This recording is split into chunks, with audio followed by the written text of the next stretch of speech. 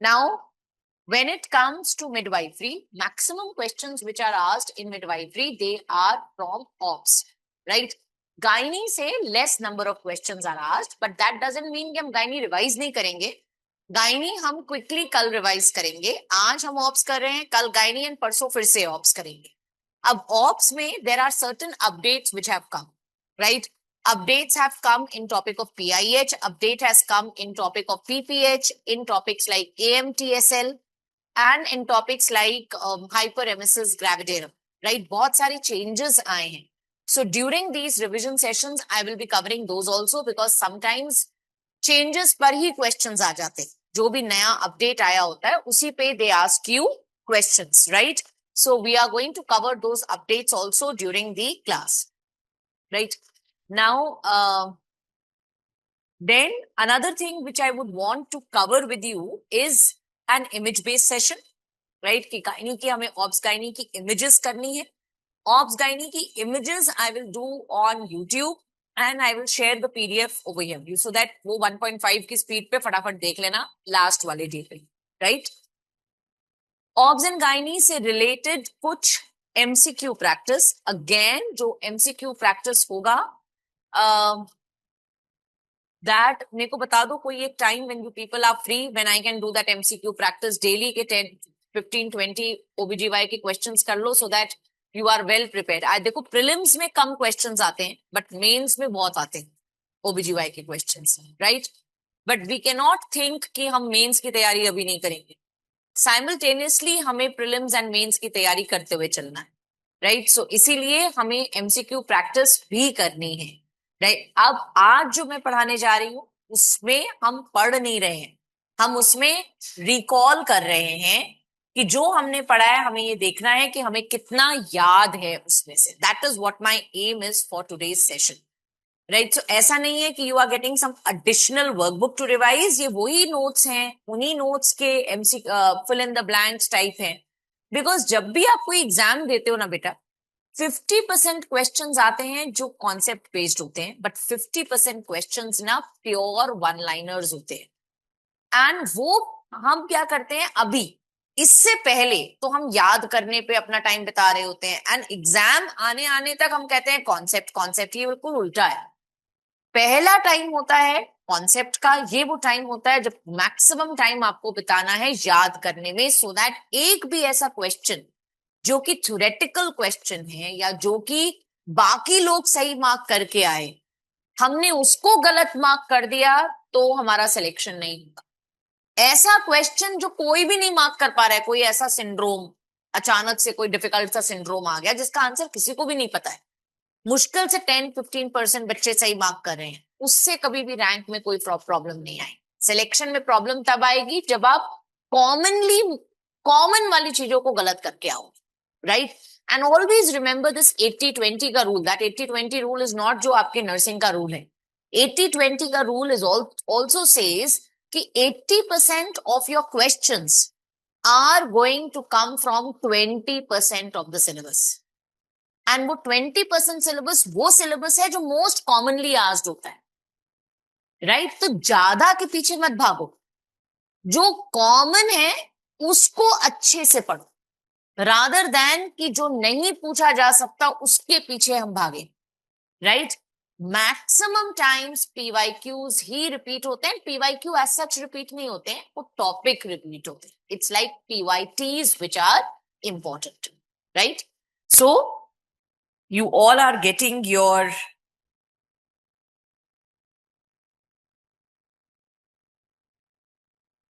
active recall sheet.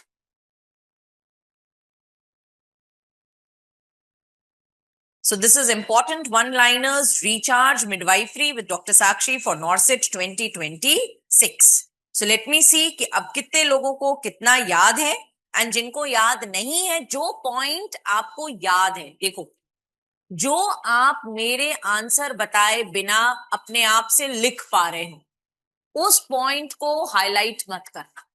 इसका मतलब वो पॉइंट याद है आप, राइट? जो पॉइंट मेरे आंसर बताए बिना आप नहीं लिख पा रहे हो, अपने हाथ में सब लोग एक हाइलाइटर रखेंगे एंड उस पॉइंट को हाईलाइट कर लेंगे कि आज के सेशन के बाद केवल यही लाइंस पढ़नी है दोबारा से जाके। ठीक है, हाँ, पूरे ये सारे पेजेस नहीं पढ़ने, ये सारे pages are a gist of your workbook only. अब उसमें से कुछ पॉइंट्स याद होंगे, कुछ नहीं याद होंगे, जो याद है उनको दोबारा से याद करने की जरूरत नहीं। तो अगर मैंने कोई अपडेट बताया है उसको हाईलाइट करना है, अगर कोई पॉइंट याद नहीं है अपना वाला, पार्टनर को याद नहीं है, वो नहीं हाईलाइट करना। ठीक है, जो खुद को याद नहीं है उस पॉइंट को हाईलाइट करना। ठीक, so let's begin. Statement number 1, WhatsApp पे खोलो, व्हाट्सएप में ये पीडीएफ आया हुआ है। All of you open the WhatsApp, WhatsApp पे ये पीडीएफ आया है और यहां बोर्ड पे देखो एंड बताओ। Hormone responsible for ovulation and resumption of meiosis 1, LH.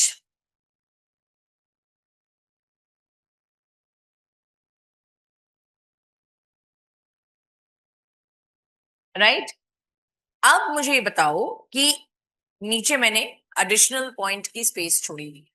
You are going to tell me if this over here is LH search and this over here is ovulation. How much time does it take from LH surge to ovulation? Time from LH surge to ovulation. कितना time लगता है? It takes, best answer is 32 to 36 hours. But अगर ये answer नहीं दिया है, right, then the answer is 24 to 36 hours. 24 to 36 hours, right? This is the time taken between LH surge to ovulation. Now, ये हुआ LH surge to ovulation. अब इसका जो टॉप मोस्ट पॉइंट होता है, this is LH peak, right? अगर पूछें कि LH पीक से लेके ओव्यूलेशन का कितना टाइम होता है, time taken between LH peak to ovulation, 10 to 12 hours.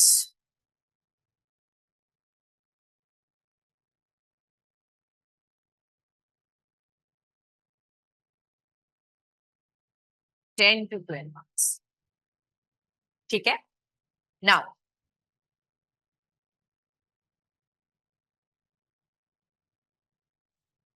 important question.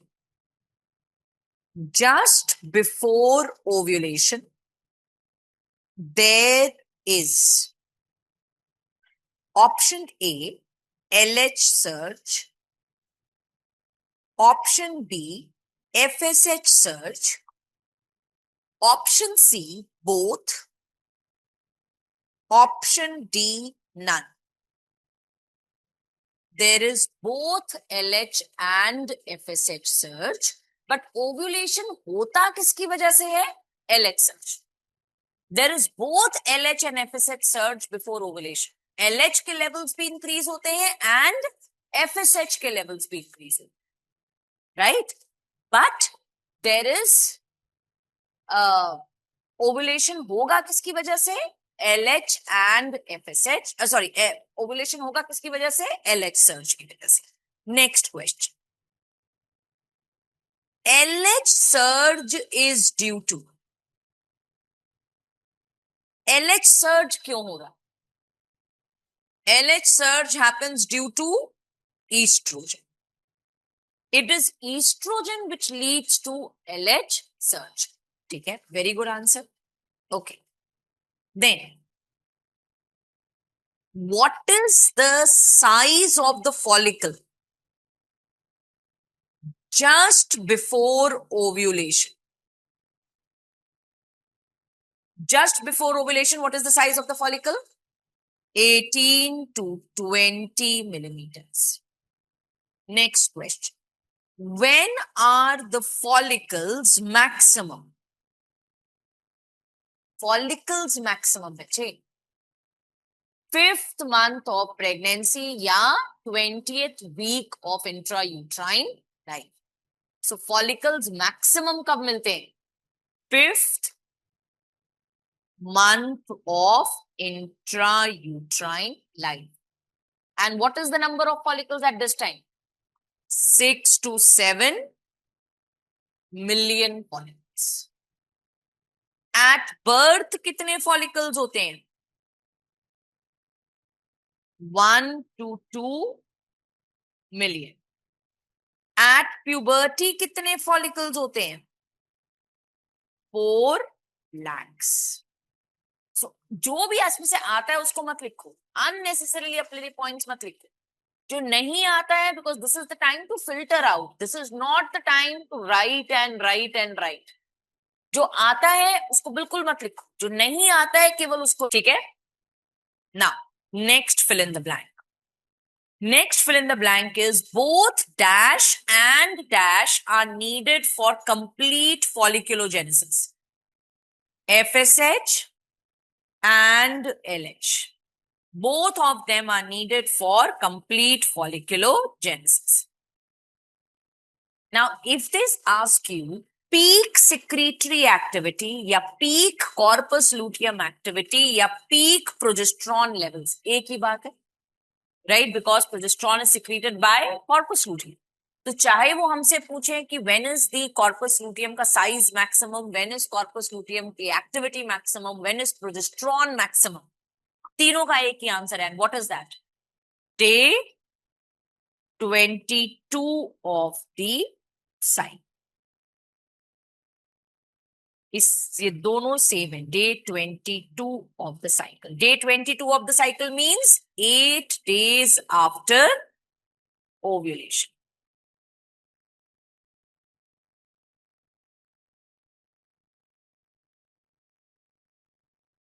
Right. Okay. Now, tell me, day 22 of the cycle पे, what do you expect? Progesterone levels, estrogen levels, LH levels, FSH levels. What do you expect the levels to be? Progesterone level, estrogen level, LH levels and FSH levels. Progesterone levels क्या होंगे? High होंगे. Estrogen levels बच्चे high होंगे. Why? Because corpus luteum क्या बनाता है? Corpus luteum estrogen बनाता है. Corpus luteum makes progesterone and it makes inhibin. तो अगर कॉर्पस लूटियम डे 22 पे मैक्सिमम सिक्रीट कर रहा है तो केवल प्रोजेस्ट्रॉन थोड़ी ना मैक्सिमम सिक्रीट करेगा, it will also secrete estrogen maximum, है ना? सो ईस्ट्रोजन के लेवल्स भी डे 22 पे इंक्रीज करते हैं. It's not just progesterone, right? What happens to LH FSH levels? Decrease. This is recent NEET question, right? When they asked, and ये day 22 भी बोल सकते हैं, 23 भी बोल सकते हैं, 24 भी बोल सकते हैं, राइट? इस टाइम पे डे 22 टू डे 24 के बीच में this is what is happening. Progesterone is high, estrogen is high, LH and FSH levels are low, right? Now tell me, because LH and FSH levels are low, इसकी significance क्या हुई pregnancy में? Pregnancy में भी तो यही होता है ना, प्रेगनेंसी में प्लेसेंटा बनाता है. So same thing is happening in pregnancy also. Pregnancy में placenta estrogen and progesterone बनाता है, so LH and FSH are low. So if I ask you pregnancy में क्या hormonal profile होता है, यही hormonal profile pregnancy में भी होता है, right? So pregnancy में because LH and FSH levels are low, इसकी वजह से क्या होगा? That is why there is an ovulation. तभी तो estrogen, अभी हमने कहा कि follicles के बनने के लिए LH FSH चाहिए, एंड हमने कहा ओव्यूलेशन के लिए LH चाहिए. तो ना तो फॉलिकल्स बनेंगे during pregnancy because LH FSH इज लो, एंड ना ही ओव्यूलेशन का. That is why through 9 months of pregnancy there is an ovulation. Are you understanding my point all of you? Yes. So now a question comes. Question जो आता है थोड़ा सा ये डिफिकल्ट क्वेश्चन है, but please understand. You all know there are two terms which we use. One is superfetation and one is superfecundation. Superfetation term का मतलब क्या होता है? Superfetation and superfecundation. Two very, very important terms asked many a times in your NORCET exam. Superfecundation का क्या मतलब है? Same cycle. यानी कि in the same cycle, two ova are released. Right? And they are getting fertilized by two different acts of coitus. In the same cycle at two different times. In the same cycle but at two different times. So suppose एक female का आज ovulation हुआ and आज ही fertilisation हो गया, 2 दिन बाद फिर से वो ओवुलेट करी एंड फिर से fertilization. That is what is meant by superfecundation. कि सेम साइकिल में she has ovulated twice and दोनों time she had intercourse and fertilization happened. Superfetation का क्या मतलब है? डिफरेंट साइकिल में, राइट? इस साइकिल में प्रेग्नेंट हो गई, नेक्स्ट साइकिल में फिर से ओवुलेशन हुआ एंड नेक्स्ट साइकिल में फिर से फर्टिलाइजेशन हो गया, राइट? दैट मीन्स कि ovulation is happening in two different cycles, right? So superfetation में two ova are released in two different cycles. Is this a possibility in humans? No. Humans में ये possible ही नहीं है क्योंकि हमारे humans में क्या होता है? An ovulation. This is not possible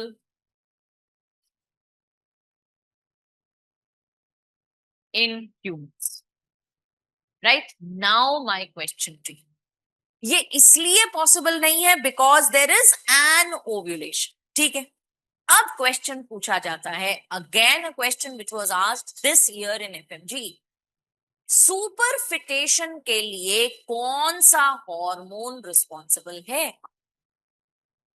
पहले तो I want to tell you, कभी भी क्वेश्चन कहीं भी प्रेगनेंसी में फंस जाओ, एनी टाइम आप कहीं पर भी प्रेगनेंसी में फंस गए, दे आर आस्किंग यू कि कौन सा हार्मोन रिस्पॉन्सिबल है फॉर दिस एक्शन, कौन सा हार्मोन रिस्पॉन्सिबल है फॉर दैट एक्शन, एंड आपको पता ही नहीं है, जीरो आइडिया है.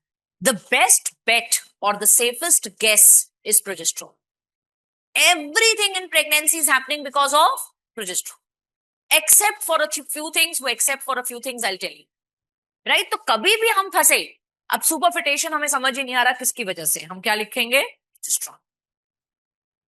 Which hormone is responsible for it? Progesterone. अब इसका लॉजिक समझ लो. प्रोजेस्ट्रॉन इज द वन जिसका मेन इफेक्ट होता है on negative feedback of LH. Progesterone is the one जो कि एलएच को इनहिबिट कर रहा है, एंड जब एलएच इनहिबिट हो जाएगा तो एलएच सर्ज नहीं होगा, एलएच सर्ज नहीं होगा तो ओवुलेशन नहीं होगा एंड सुपरफिटेशन नहीं होगा, right? But I am telling you a way out, and the way out is right. Okay, now next point. Dash hormone is responsible for initiating LH surge. अभी हमने करा. Which hormone? Estrogen. LH surge occurs approximately how many hours before ovulation? 32 to 36 hours. अगर वो नहीं दिया है then 24 to 36 hours. Hormone which supports corpus luteum in non-pregnant females. Non pregnant में LH HCG कैसे बनेगा? नॉन प्रेग्नेंट एचसीजी तो बनता ही प्रेगनेंसी में, है ना? Hormone which maintains corpus luteum in pregnancy, hCG. That is why we say LH and hCG are functionally similar. इसीलिए हम इन दोनों हार्मोन्स को क्या कहते हैं कि दे आर फंक्शनली सिमिलर. अब इसी क्वेश्चन को इन्होंने आपको क्लिनिकल वे में पूछना है, राइट? तो अब वो इस क्वेश्चन को क्लिनिकल वे में कैसे पूछेंगे? क्लिनिकल वे में दे विल आस्क यू कि एक फीमेल है जिसको हमने क्लोमिफेन सिट्रेट दिया, right? Clomiphene citrate is what? It is anti-estrogenic. It is a selective estrogen receptor modulator drug. Clomiphene citrate क्या करता है? जब आप क्लोमिफेन सिट्रेट देते हो तो ये ईस्ट्रोजन के लेवल्स को डिक्रीज करता है, राइट? एंड ईस्ट्रोजन के लेवल को डिक्रीज करेगा तो estrogen has a negative feedback on LH and FSH, so LH FSH दोनों थोड़े थोड़े कम हो जाते हैं. अब एफएसएच कम होगा तो फॉलिकुलोजेनेसिस नहीं होगा, right? And sorry, LH and FSH बढ़ जाते हैं. सॉरी, क्लोमिफेन सिट्रेट क्या करेगा? ईस्ट्रोजन को कम कर देगा बॉडी में, तो negative feedback on LH and FSH is lost, so LH and FSH will increase, right? जिसकी वजह से बॉडी में एफएसएच बढ़ा तो फॉलिकुलोजेनेसिस बढ़ गई. अब आप जब क्लोमिफेन सिट्रेट देते हो, you give it from day 5 to day 9, right? And we know कि ओव्यूलेशन के लिए हमें क्या चाहिए? एलएच सर्ज चाहिए. मुझे ये नहीं चाहिए कि एलएच ऐसे बढ़ा हुआ मिले, मुझे ये चाहिए कि एलएच ऐसे बढ़े. एंड क्लोमिफेन ने क्या किया? क्लोमिफेन ने एचसीजी एलएच को ऐसे बढ़ाया.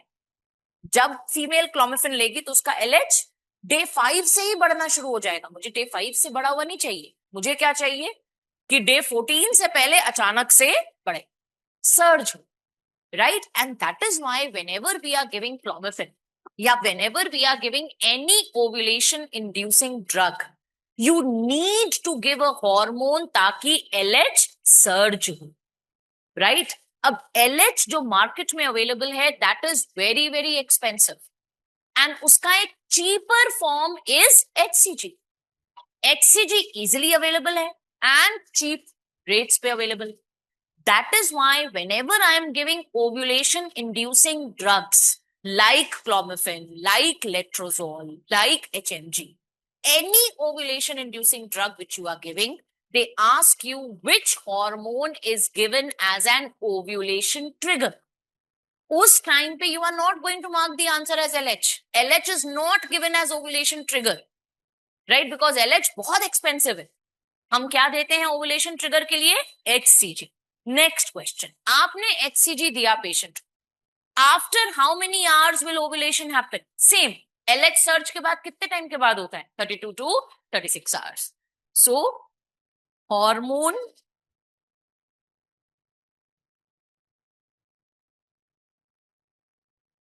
given as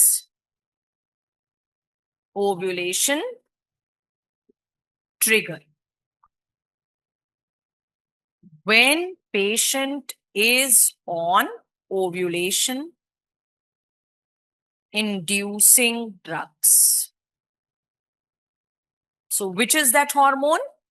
HCG. Very, very important question.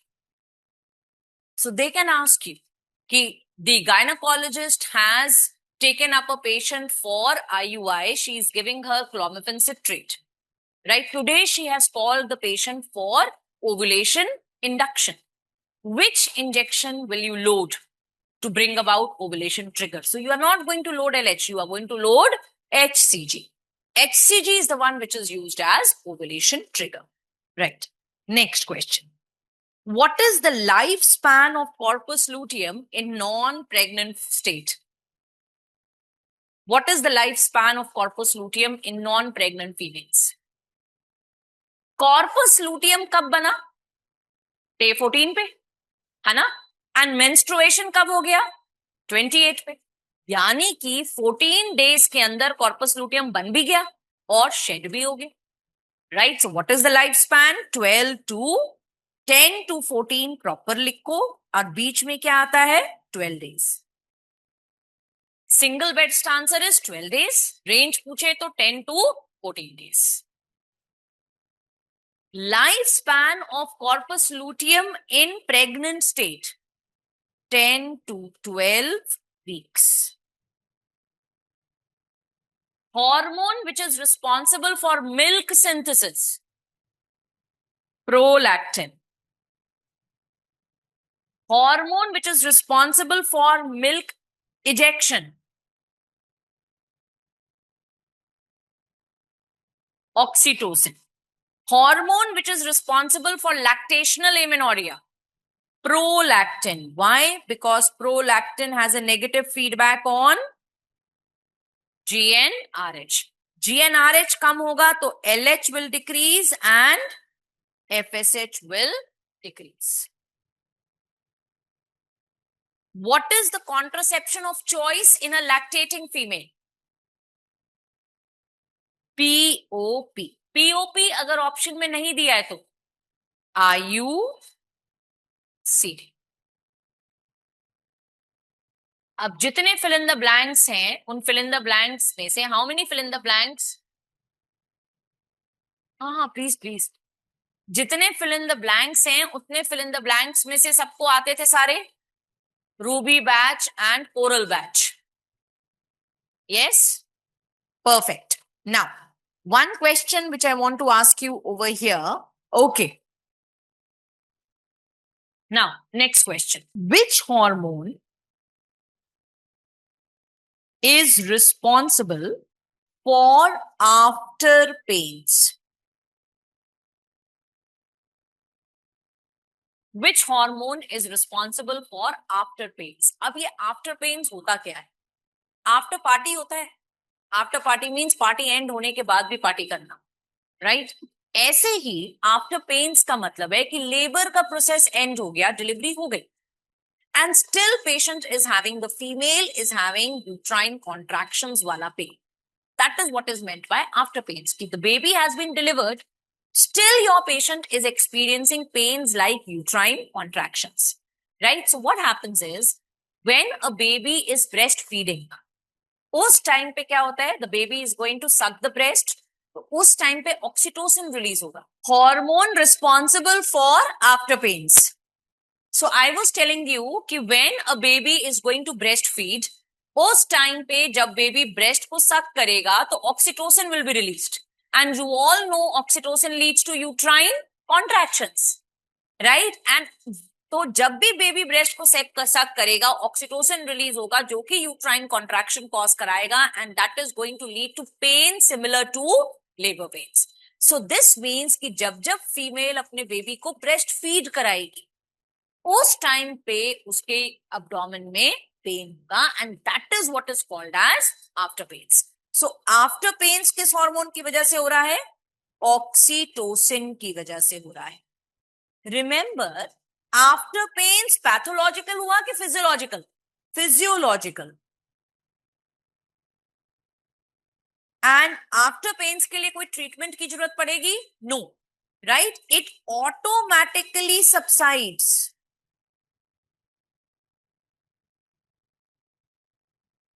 by 3 days after delivery.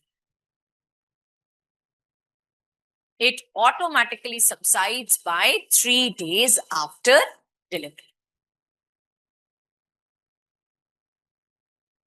Now, next very important question, and asked many a times in your exam, in NEET PG exam. If I ask you, prolactin levels are highest. Option A, in pregnancy, second trimester. Option B, in pregnancy, in late third trimester.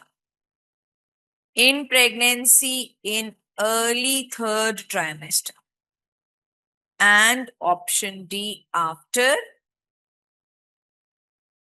delivery. In pregnancy, in late third trimester. That is the time when prolactin levels are highest. Right? Next question.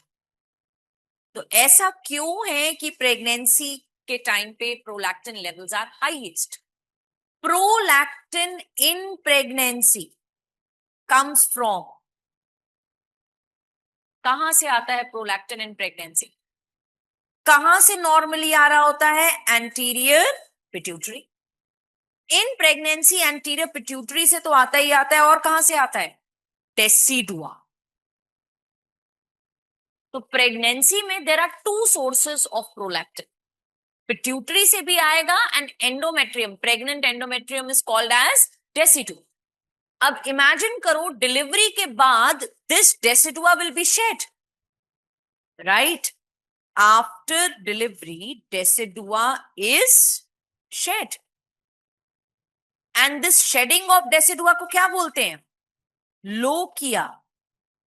Shedding of decidua is lochia, right? What is the sequence of lochia? Lochia rubra, serosa, alba, right? अब delivery के बाद जब decidua shade हो जाएगा तो केवल एक source बच जाएगा, pituitary. That is why delivery के बाद levels of prolactin decrease. Highest levels of prolactin are seen in late third trimester. ठीक है, नेक्स्ट क्वेश्चन. तो अगर highest levels of prolactin are seen in late third trimester, तो ऐसा क्यों है कि milk synthesis is happening after delivery? Why is milk synthesis not happening before delivery? This is because high concentration of estrogen and progesterone inhibit the action of prolactin. Right? अब question क्या पूछेंगे? Question ये नहीं पूछेंगे, question ये पूछेंगे कि what is the first stimulus, right, after delivery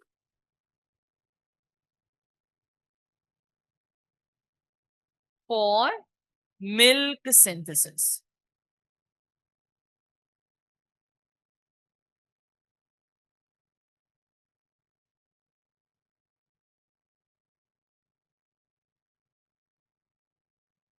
What is the first stimulus after delivery for milk synthesis? Two options I am giving you. Number one,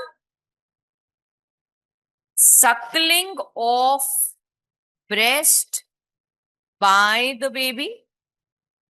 And number two, decrease in estrogen and progesterone levels. B. जैसे ही delivery होती है placenta out, placenta out तो estrogen and progesterone level fall down, right? And it was estrogen and progesterone which were not allowing prolactin to synthesize milk, right? So the first stimulus is not suckling. Suckling तो बाद में होगी ना, 2 घंटे बाद आप allow करोगे ना भाई. baby is going to suckle the breast after 2 hours of delivery, right? या within 1 hour of delivery, यही तो हम कहते हैं ना. लेकिन जैसे ही डिलीवरी होती है प्लासेंटा आउट, प्लासेंटा आउट तो estrogen and progesterone levels fall down, right? तो जो नेगेटिव फीडबैक था उनका, जो कि अलाउ नहीं कर रहा था प्रोलैक्टिन को मिल्क सिंथेसाइज करने के लिए, immediately prolactin start synthesising milk. So the first stimulus is not suckling of breast. First stimulus is decrease in the levels of estrogen and progesterone. Is that clear to all of you? Yes? Now, what is an absolute contraindication for breastfeeding?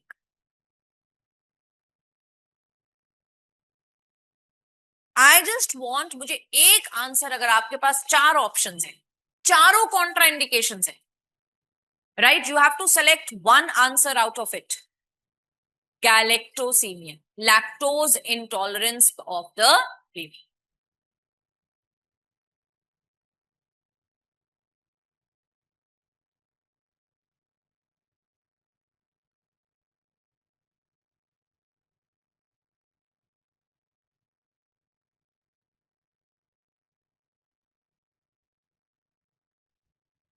Right? Tell me, agar patient has HIV, is breastfeeding allowed or not?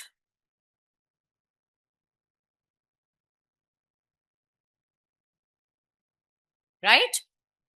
Active pulmonary tuberculosis, relative contraindication, unless and until patient is on ATT.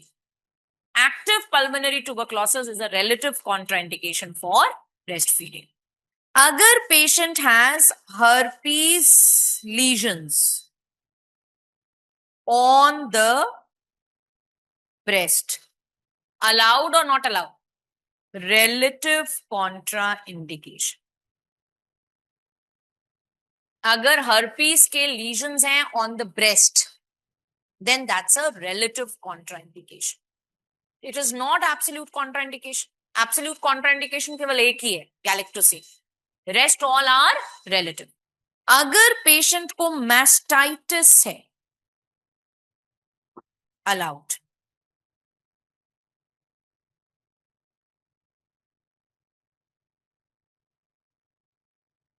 Right? Okay. What is the drug of choice for hyperprolactinemia?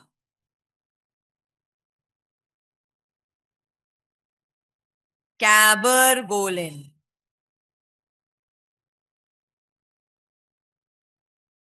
Cabergoline. Drug of choice for hyperprolactinemia, cabergoline. What are the normal levels of prolactin in females? Prolactin के levels vary करते हैं in a cycle, right? It also varies upon the time of the day in which the sample is taken. So broadly we take if prolactin levels are less than 50 nanograms, that is taken as less than 50 nanograms is taken as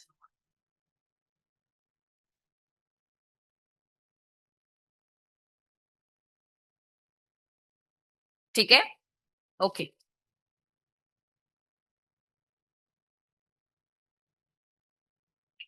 दोनों cases ठीक है then please remember in pregnancy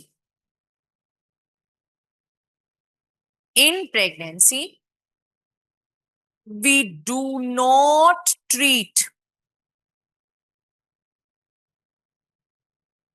increased prolactin levels. अगर किसी female को prolactinoma है and she has become pregnant or she is breastfeeding, so in pregnancy and lactation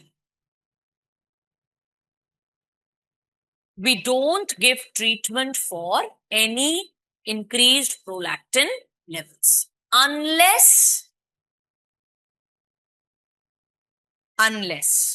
केवल एक ही condition है जब हम प्रेगनेंसी या ब्रेस्ट फीडिंग में ट्रीट करते हैं प्रोलैक्टिन को levels.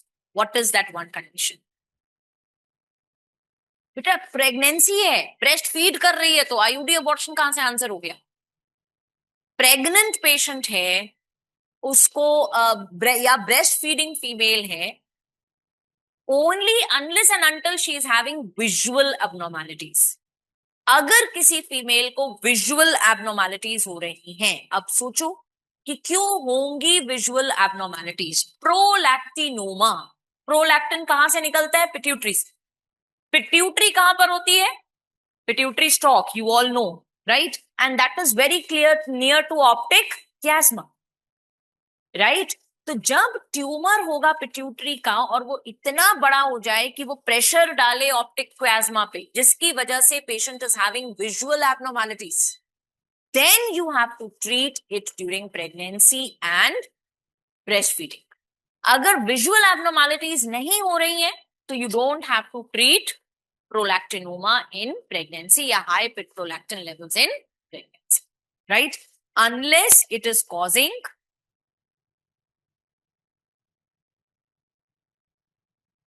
visual abnormalities, only then am I going to treat this prolactinoma या high prolactin levels. Otherwise pregnancy में and breastfeeding में I don't treat high prolactin levels. So your question comes that a pregnant female comes to you, right? You did her prolactin levels, the prolactin levels were high. Are you going, what is the next step? Nothing. Right? Only thing what you have to do is you have to just keep getting her fundal examination done. Right? Fundal examination कराते रहो, MRI कराते रहो. That's it. उसके अलावा कुछ नहीं कराना. जिस दिन उसको visual abnormalities मिलेंगी तब हम treat करेंगे. Right? So your only course of action is fundal examination and MRI. You don't have to give any prolactin, any cabergoline, any bromocriptine, nothing. ठीक? Okay. Next. Hormone detected by home-based pregnancy test. UPT में which hormone is detected? HCG. Now, HCG is secreted by कौन सा trophoblast? Syncytiotrophoblast. Syncytiotrophoblast. HCG can be detected earliest by UPT. UPT से इसको earliest कब detect कर सकते हो? On the day of missed period.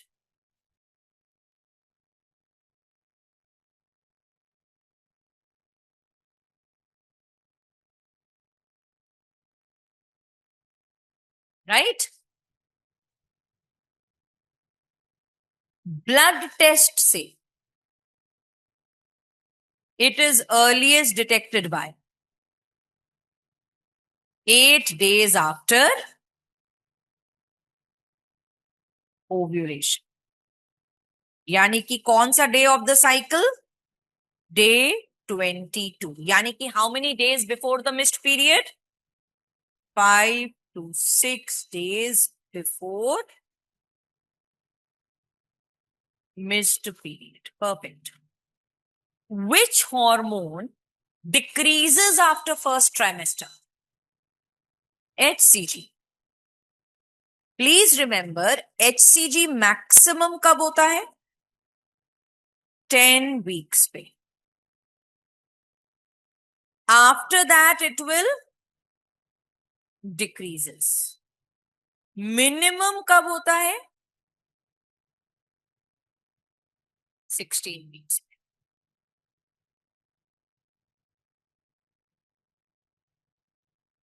HCG का T half कितना होता है? 36 hours. Very good. HCG का doubling time कितना होता है? 48 hours. प्लीज बच्चों जो पॉइंट्स याद हैं उनको मत लिखना दोबारा से, अपने लिए कंफ्यूजन्स मत क्रिएट करना. You know this, so don't write it. If you don't know any point then write it. Right? Maximum hormone produced, hormone produced in maximum amount by a term placenta. HPL. HPL. What is the other name for HPL? HCS. Human chorionic somatotropin. HPL का role क्या होता है? It brings about insulin resistance. Right? It is bringing about insulin resistance.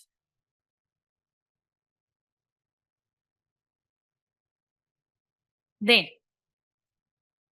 placenta is not only producing these peptide hormones. HCG and HPL are peptide hormones. It also produces steroidal hormones like progesterone and estrogen. Right? So, progesterone बनाने के लिए placenta का raw material क्या है? What is the raw material which placenta uses to make progesterone? Maternal. Excellent. किसने बोला? Maternal LDL. So progesterone बनाने के लिए it is maternal LDL. Please remember, at less than 8 weeks, main source of progesterone is corpus luteum. After 8 weeks, main source of progesterone is placenta.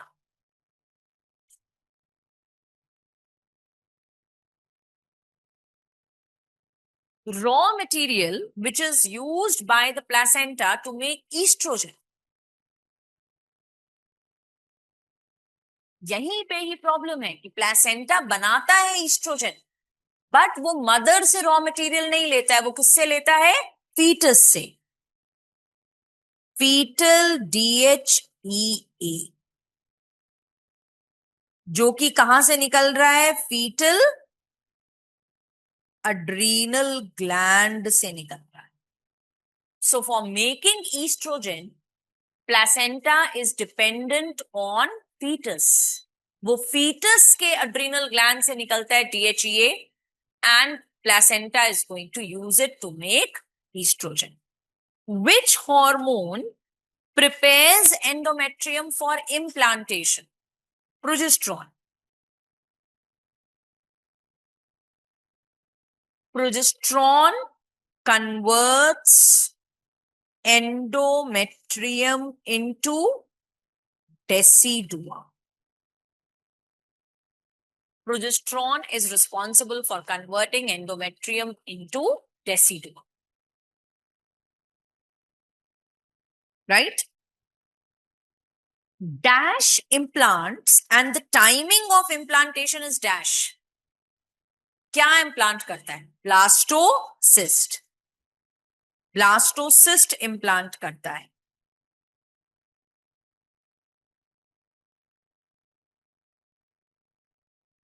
Right? And what is the timing of implantation? Day 6 to day 10 to 11. That is the timing of implantation. Now, zygote is going to enter fallopian tube as. Zygote enters the fallopian tube in the form of, बताओ, 16-celled morula. Zygote enter करता है in uterus. Sorry. It enters in the uterus as 16-celled morula. Right? And ये कब enter करता है? कौन से day पे? Day 4 पे. रेंज क्या याद रखने को बताई थी मैंने? 3 to 4 to 5 नहीं है, बिकॉज एक ऑप्शन दिया होगा 3 to 4, 4 to 5. आप क्या मार्क करके आओगे? 3 to 4. Right? Exact answer is day 4, but अगर ऑप्शन में 3 to 4, 4 to 5 दिया है, your answer is going to be 3 to 4. Don't mark it as 4 to 5. Right? Okay. Then in humans interstitial implantation होता है. I hope all of you know that, है ना, हमने करा हुआ है. एंड कभी कभार ब्लीडिंग होती है at the time of implantation. What is that called as? Hartman sign. Very good. Hartman sign. इसका दूसरा नाम placental sign. Excellent. Placenta develops from dash and dash. Fill in the blank. What are the two sources from which placenta develops? Maternal side कहां से develop हो रही थी? Decidua.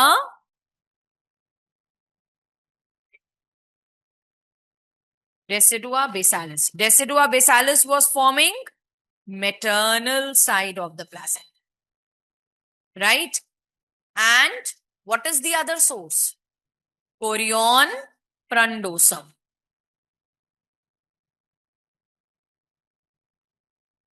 Korean frondosum से क्या डेवलप होता है?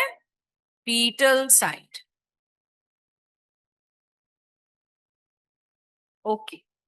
Then fill in the blanks. Dash is a glycoprotein membrane which prevents polyspermy and is lost dash after fertilization.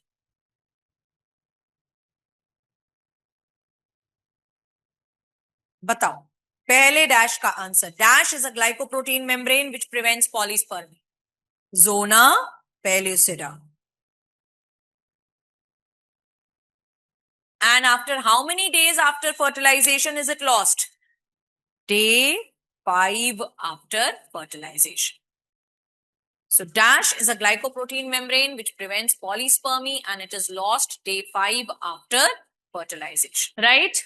सबको समझ में आ रहा है? We have done all these points. Most of the points we have covered.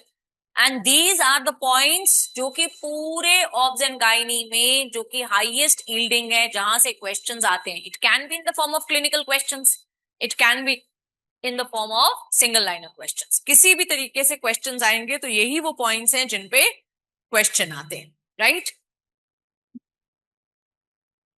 देखो धीरे धीरे as you approach the exam, your thing should be कि कम से कम टाइम पे मैक्सिमम रिवाइज हो. And these papers which I have given you today, right, ये पेपर अगर एक बार अब मेरे साथ आज कल में कर लोगे तो उसके बाद it will not even take you 2 hours to revise entire midwifery, right? So बस इन पेपर्स को रिवाइज करोगे and your midwifery is done. अच्छा, जोना पेलिसिडा वाला point please remember, zona pellucida एक ग्लाइकोप्रोटीन मेम्ब्रेन होती है which prevents polyspermy, right? And ये जोना पेलिसिडा लॉस्ट हो जाती है. देखो इम्प्लांटेशन से पहले कोई भी मेम्ब्रेन होगी उसको हटना पड़ेगा ना, तभी इम्प्लांटेशन होगा. And implantation is happening on day 6, तो उससे एक दिन पहले ये जोना पेलिसिडा हट जाएगी ताकि इम्प्लांटेशन हो जाए. So zona pellucida is lost on day 5, implantation begins on day 6, right? Day 4 पे morula enters the uterine cavity. So day 4 पे morula uterine cavity के अंदर आया, day 5 पे zona pellucida is lost and day 6 पे implantation. जब वो अंदर आया it was in the form of 16 cell morula and implantation के टाइम पे it is in the form of blastocyst, right? सो अगर हम यहां पे अपने रिवीजन के लिए एक ब्लास्टोसिस्ट का डायग्राम बनाएं, how is a blastocyst diagram? Blastocyst में there are few cells which are on one side. What are they called as? Inner cell mass.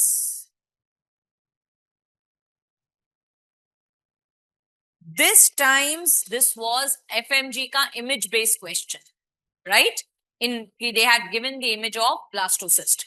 And इसके बाहर पे there is a single layer of cells and that single layer of cells is called as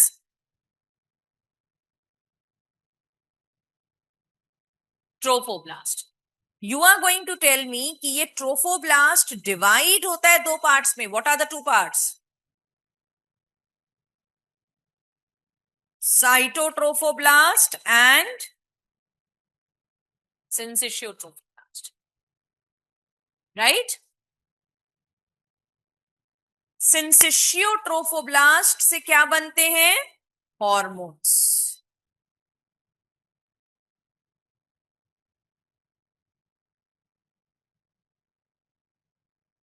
cytotrophoblast क्या क्या बनाएगा? It is going to form fetal side of placenta, क्योंकि ये बनाता है chorion frondosum and chorion frondosum से बनता है fetal side of प्लेसेंटा. फिर साइटोट्रोफोब्लास्ट क्या बनाता है? Chorion, fetal membrane chorion. हम सबको पता है कि amnion and chorion, right? And it plays a role to prevent PIH. These are the roles of cytotrophoblast.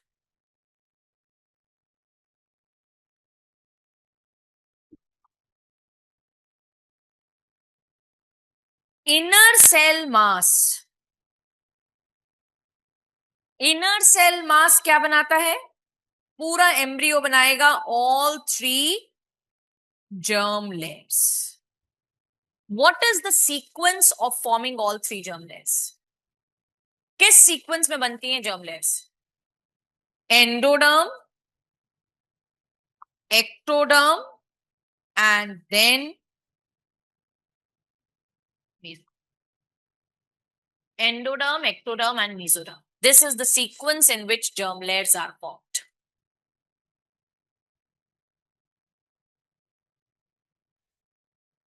ठीक है?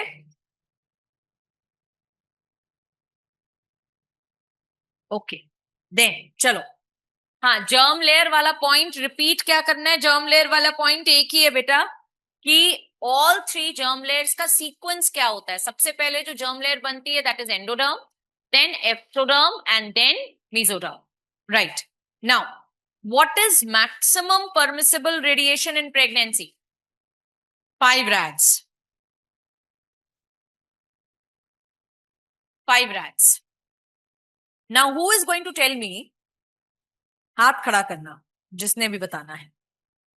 हाथ खड़ा करके मुझे बताओ, which is the most teratogenic period?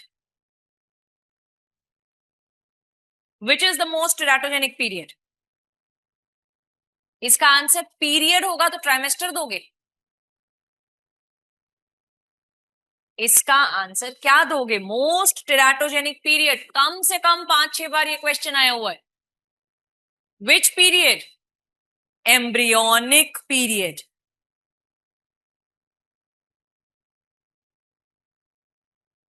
Embryonic period. Embryonic period कौन सा पीरियड होता है? Embryonic period is 3 weeks to 8 weeks counted from day of fertilization.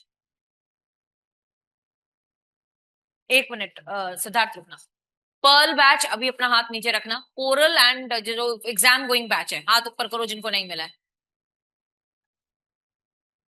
पहले वहां जाके देखा रहो. ये अभी थोड़ी देर में पर्ल बैच वाले उठ के जाना शुरू कर देंगे और इनको हमने फोटोस्टैट दे दिया पहले.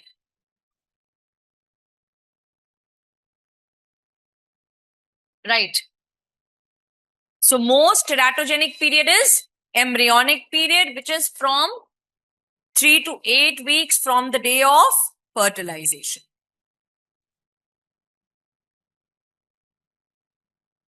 What is the definition of fetal period? What is the definition of fetal period? Fetal period कहां से start होता है? More than equal to 9 weeks after fertilization.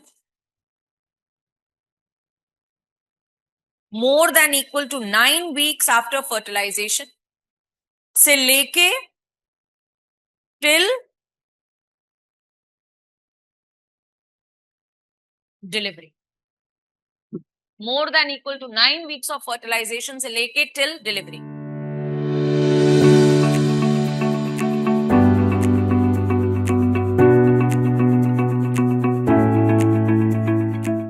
Now, investigations which can be done in pregnancy. Which investigations are absolutely safe in pregnancy?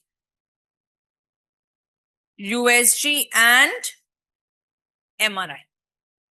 Investigations which are usually not, isko N likh do, not done, but in emergency circumstances can be done.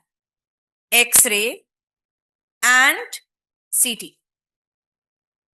So usually these investigations are not done in pregnancy, but under emergency circumstances you can do them because जो permissible radiation है, that is 5 rads. And when you do an X-ray or when you do a CT, that radiation exposure is much less than 5 rads. Investigations which are absolutely contraindicated. Any contrast-based investigation. Any contrast-based investigation. Right? So they can ask you gadolinium MRI. Right? Then barium meal, barium enema, radioactive iodine. All these are absolutely contraindicated. Right? First structure seen on ultrasound which indicates pregnancy. Which indicates pregnancy. Gestational sac. Right?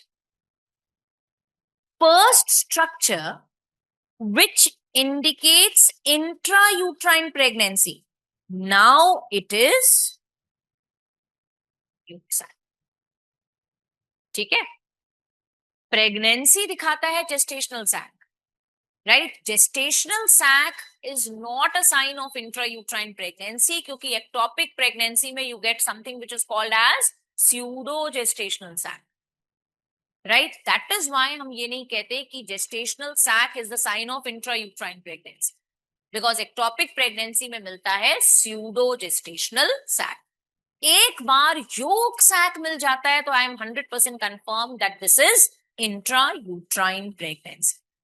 First sign on ultrasound which indicates pregnancy, intradecidual sign.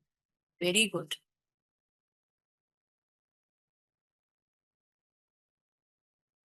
Intradecidual sign. So I want you to see over here.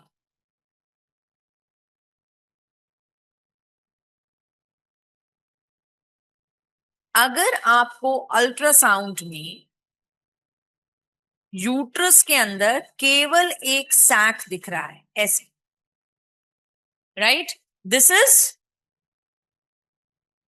gestational sac, and because it is present in endometrium, it is called as intradecidual sign.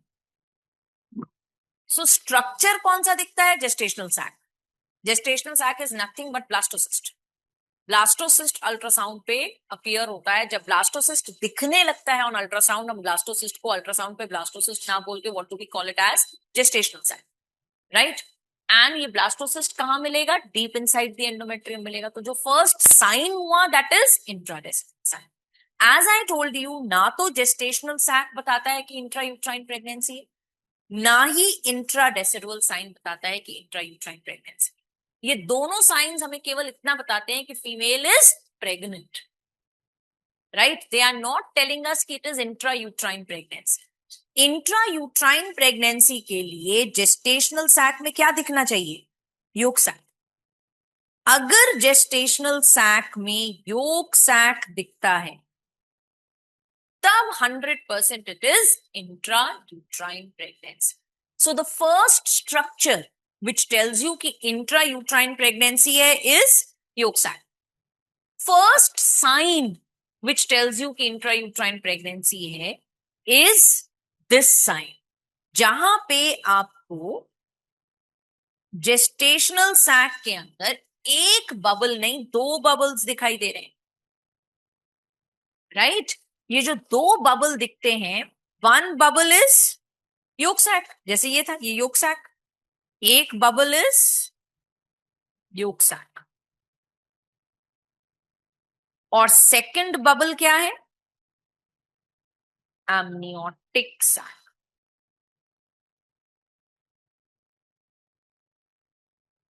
Right. ये बाहर क्या दिख रहा था? Gestational sac. Gestational sac के अंदर मुझे दो बबल्स दिख रहे हैं. This is what is called as double Leb sign. So the first sign which tells you intrauterine pregnancy, double Leb sign. First structure which tells you intrauterine pregnancy, yolk sac. Are you understanding, all of you? Yes. तो जब हमें जो double bleb sign मिलने लगता है, I know it is intrauterine pregnancy. लेकिन जब कौन सा स्ट्रक्चर दिखने लगता है, I know it's intrauterine pregnancy, yolk sac. So if the question is, तो बहुत छोटे छोटे वर्ड्स होते हैं जिन पे ध्यान देना होता है in your exam. Are they asking you structure और are they asking you sign? If they ask you structure, you have to mark the answer as yolk sac. If they ask you first sign which indicates intrauterine pregnancy, double Bleb sign.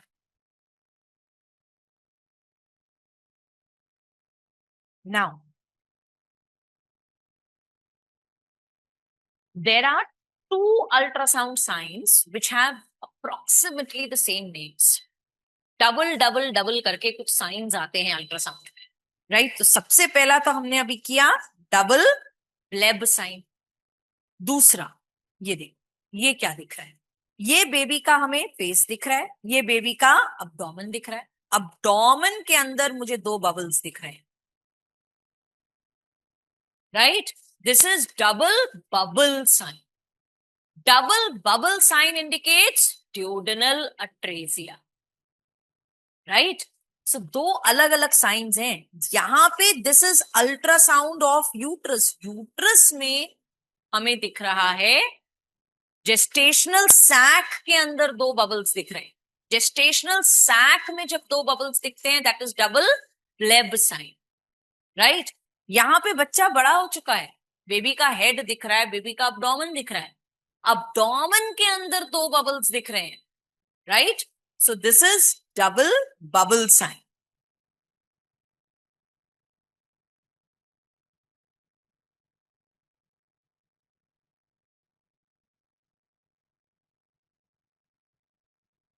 Right? This is seen in duodenal atresia. Right? Duodenal atresia is commonly seen in which aneuploidy? Down syndrome. Trisomy 21.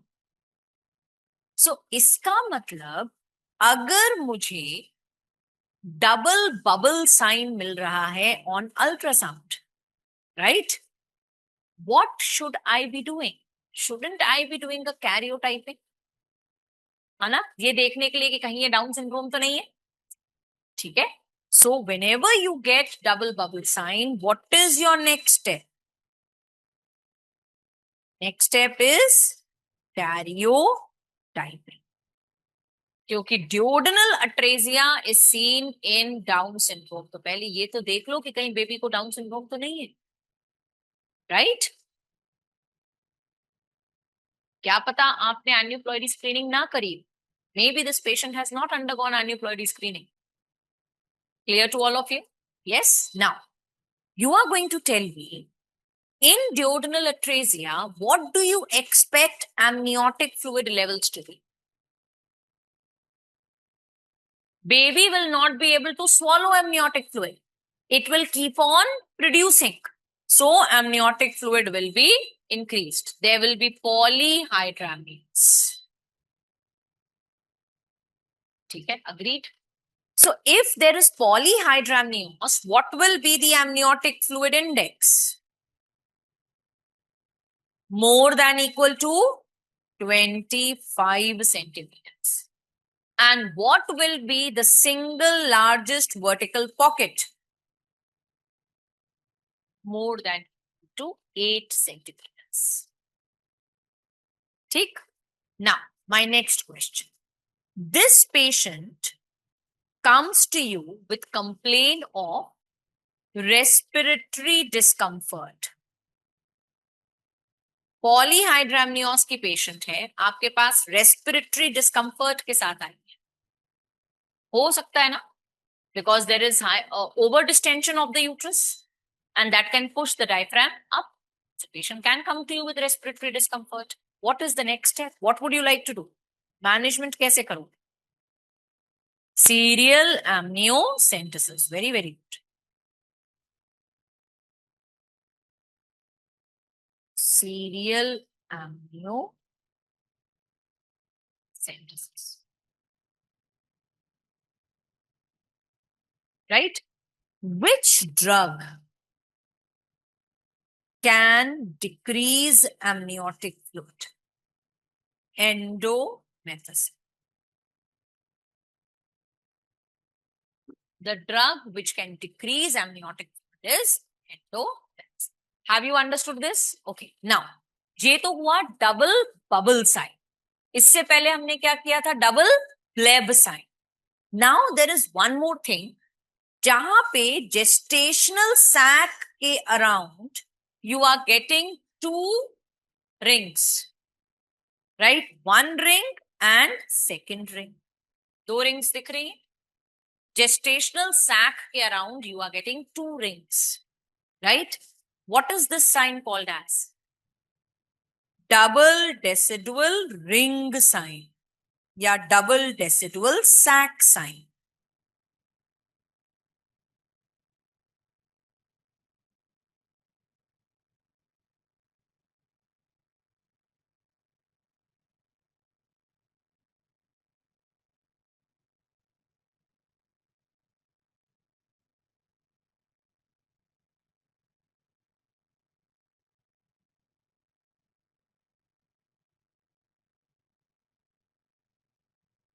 Double decidual ring sign या double decidual sac sign? Double decidual ring sign या double decidual sac sign में there is a gestational sac and this gestational sac is surrounded by two rings. Right? So the gestational sac is surrounded by two rings. You have to tell me कि जो inner ring होती है वो किसकी बनी हुई होती है and outer ring किसकी होती है?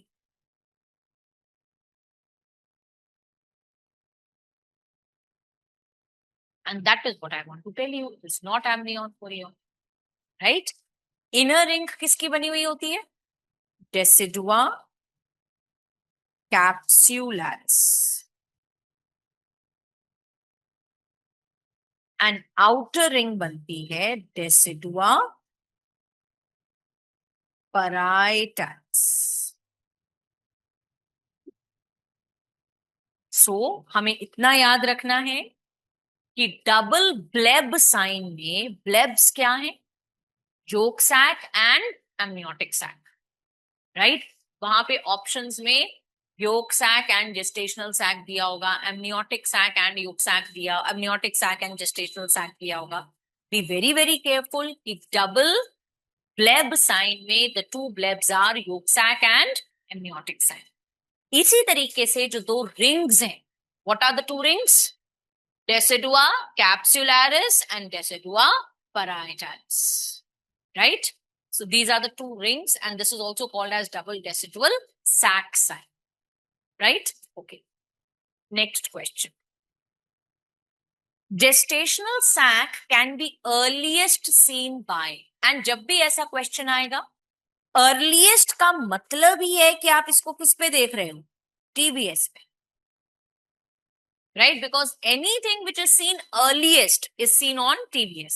TAS pe you see it always 1 week later. Right? So a gestational sac is earliest seen by 5 weeks. हमने लिखा है 4.5 week to 5 week. हाफ कभी भी आंसर में नहीं आता. आंसर में या तो 4 weeks आएगा या 5 weeks आएगा या 6 weeks आएगा. तो आप क्या आंसर मार्क करोगे? 5 weeks. Right? Cardiac activity is earliest seen on ultrasound. 6 weeks. Ultrasound which is mandatory in pregnancy. TIFA. TIFA का दूसरा नाम क्या होता है? Anomaly scan, target scan. Yeah, this is level 2 ultrasound. At what time do you do it? 18 to 22 weeks.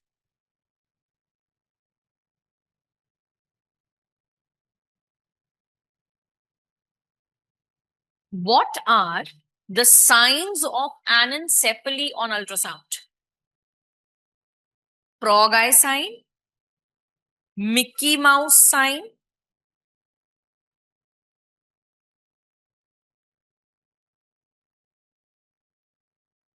frog eye and Chavan. Plus, in anencephaly, what else are you going to get? Polyhydramnios. Right? Anencephaly and neural tube defects lead to polyhydramnios.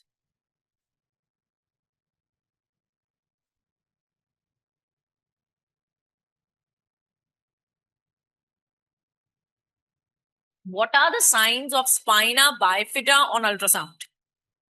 Lemon sign and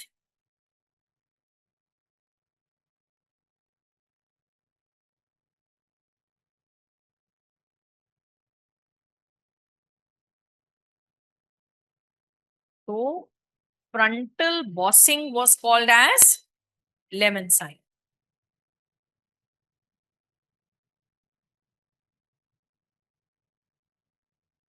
And downward displacement of cerebellum was called as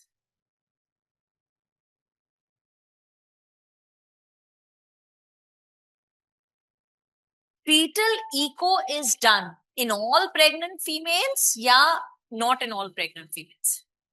Not in all. It is done only in those pregnant females in whom we suspect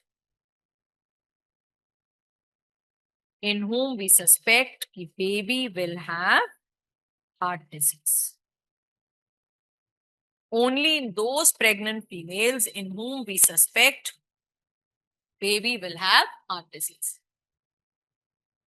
You are not doing it in every pregnant female. Level 2 ultrasound you were doing in every pregnant female. Right? But fetal echo is not done in every pregnant female. It is done only in those pregnant females jinme I am suspecting the baby is going to have heart disease. And if I'm suspecting baby is going to have heart disease, right, at what time will I do fetal echo? 22 to 24 weeks.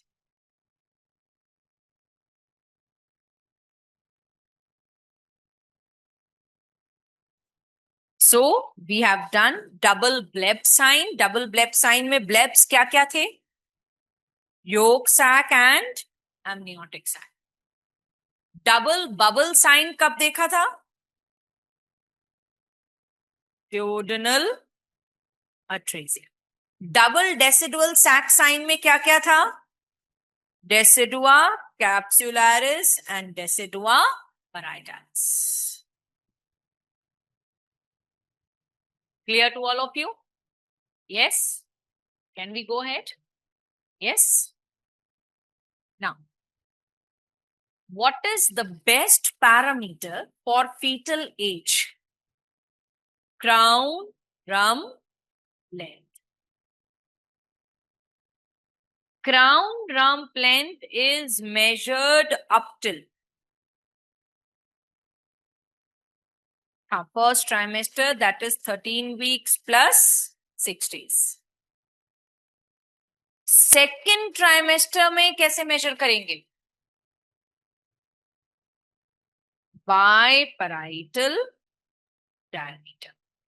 Third trimester में femur.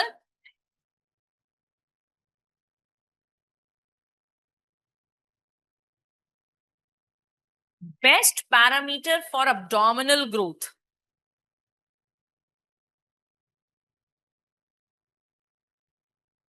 Abdominal circumference.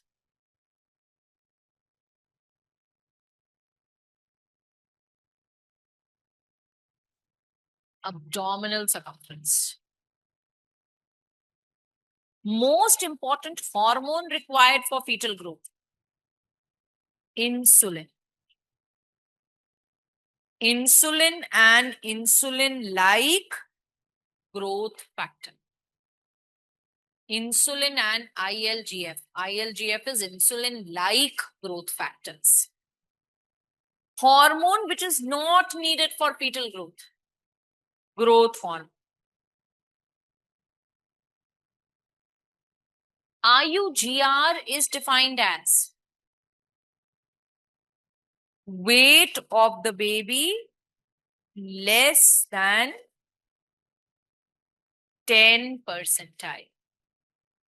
Severe IUGR is defined as weight of the baby less than 3 percentile. Now, please understand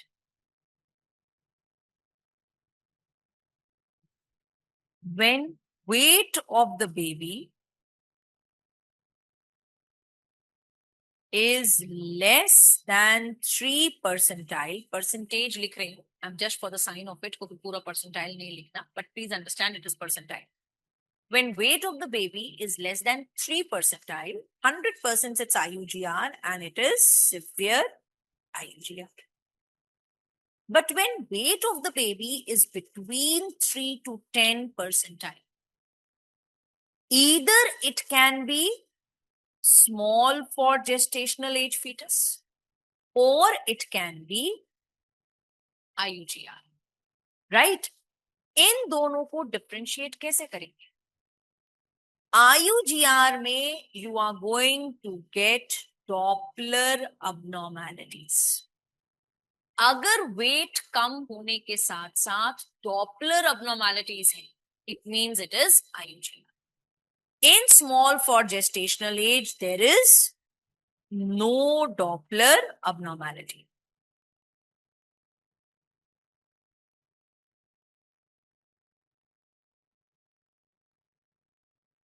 ठीक है, अब इसको थोड़ा सा समझते हैं।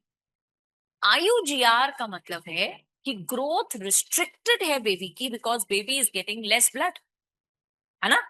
Small for gestational age का मतलब है कि कोई प्रॉब्लम नहीं है, वो वैसे ही स्मॉल है, राइट, कॉन्स्टिट्यूशनली स्मॉल है, ब्लड फ्लो में कोई प्रॉब्लम नहीं है, ब्लड बेबी को प्रॉपर मिल रहा है, न्यूट्रिशन प्रॉपर मिल रहा है, but baby is automatically small, right.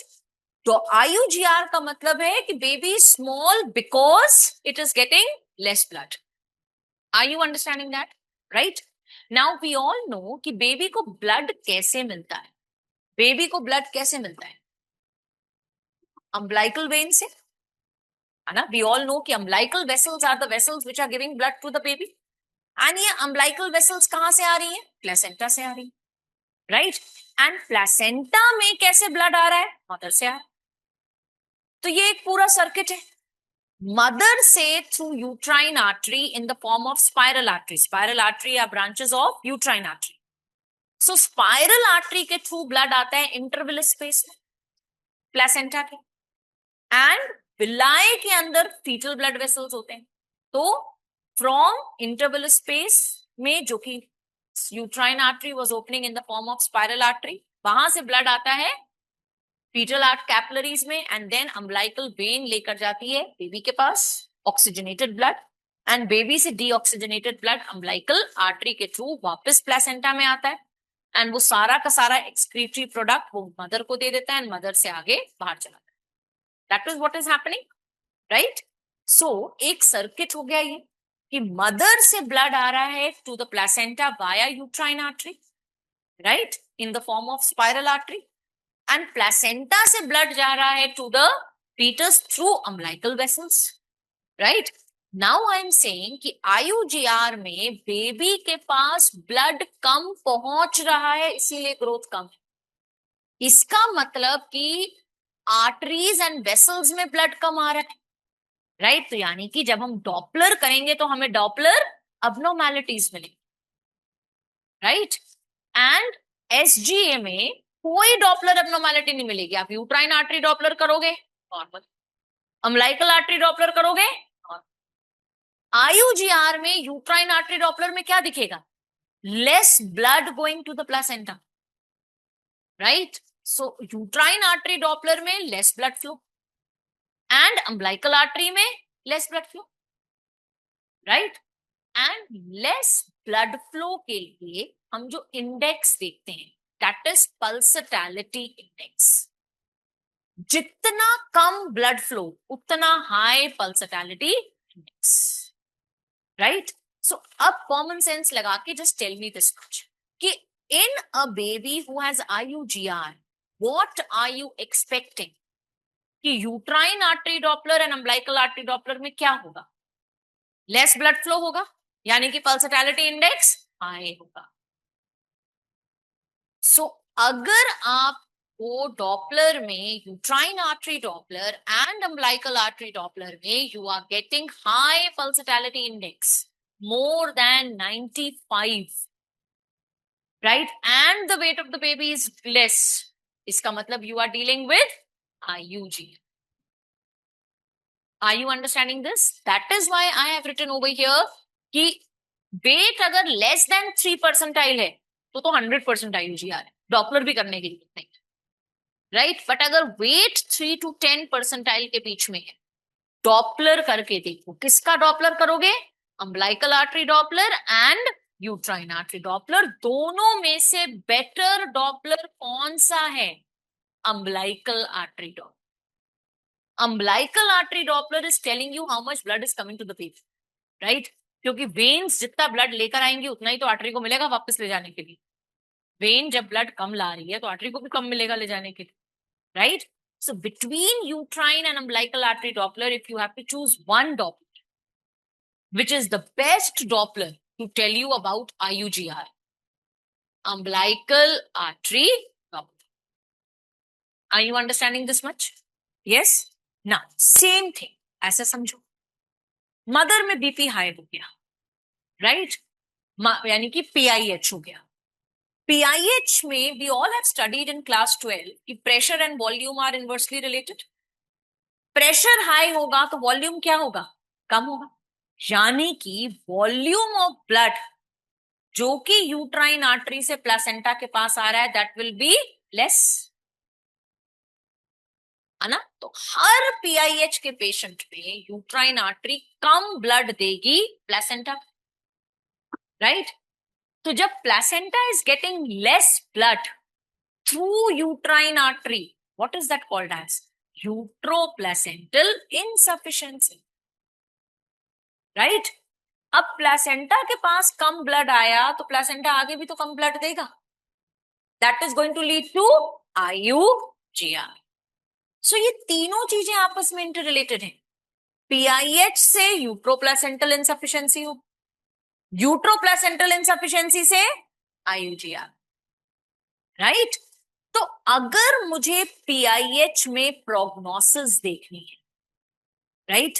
देखो, PIH में मुझे ना हाई बीपी से मदर के लिए कोई डर नहीं. मदर में एक्लैम्शिया होगा, मदर में इंट्राक्रेनियल हैमरेज होगा, जिसको मैं एंटी हाइपरटेंसिव्स देख के I can control. My concern in PIH is कि PIH is leading to uteroplacental insufficiency and that is leading to IUGR, है ना? हाई बीपी से हम लोग इतना थोड़ी ना डरते हैं कि हाई बीपी हमें मैनेज करना आता है. एज क्लिनिशियंस भी हमें हाई बीपी मेजर करना. हमें PIH में इसके साथ साथ डर ये लग रहा है कि baby will have IUGR. So if I ask you कि एक पेशेंट है PIH की, उसमें मुझे डॉपलर करके देखना है कि इस PIH की पेशेंट में प्रोग्नोसिस कैसी होगी. किसकी प्रोग्नोसिस? बेबी की प्रोग्नोसिस. तो मैं कौन सा डॉपलर करूंगी? Umbilical artery Doppler. Please understand, IUGR देखना हो umbilical artery Doppler, right? Best Doppler अगर मुझे IUGR चेक करना है. बेस्ट डॉपलर अगर मुझे PIH के पेशेंट में प्रोग्नोसिस देखनी है, umbilical artery Doppler. Are you understanding this all of you? Yes. Second best Doppler is uterine artery Doppler. अब मुझे बताओ, अगर मतलब this is, I know this is beyond your scope, but still I want to see how much people understand. क्या हमें IUGR के case में umbilical भी कर लिया, यूट्राइन भी कर लिया, क्या हमें मिडिल सेरेब्रल आर्टरी का डॉपलर करना चाहिए? नहीं करना चाहिए. क्यों नहीं करना चाहिए? क्योंकि ब्रेन स्पेयरिंग इफेक्ट होता है IUGR में. IUGR में बच्चा क्या करता है? हर जगह से ब्लड कहां पहुंचा देता है? ब्रेन में, राइट? तो जब भी आप IUGR में मिडिल सेरेब्रल आर्टरी का डॉपलर करोगे, आपको ब्लड फ्लो नॉर्मल मिलेगा, ब्लड फ्लो डिक्रीज ही नहीं होगा. तो आपको लगेगा अरे सब कुछ ठीक है, सब कुछ ठीक है. सब कुछ ठीक नहीं है. ब्रेन में सब कुछ ठीक है, बाकी हर जगह तो ब्लड कम पहुंच रहा है, right? So middle cerebral artery का डॉपलर नहीं करते इन IUGR. IUGR में we always do umbilical artery Doppler, and the second Doppler which you can do is uterine artery Doppler. Middle cerebral artery का Doppler तो normal मिलेगा IUGR में, because बच्चा हर जगह से ब्लड लेके कहां पहुंचा रहा है? ब्रेन में पहुंचा रहा है.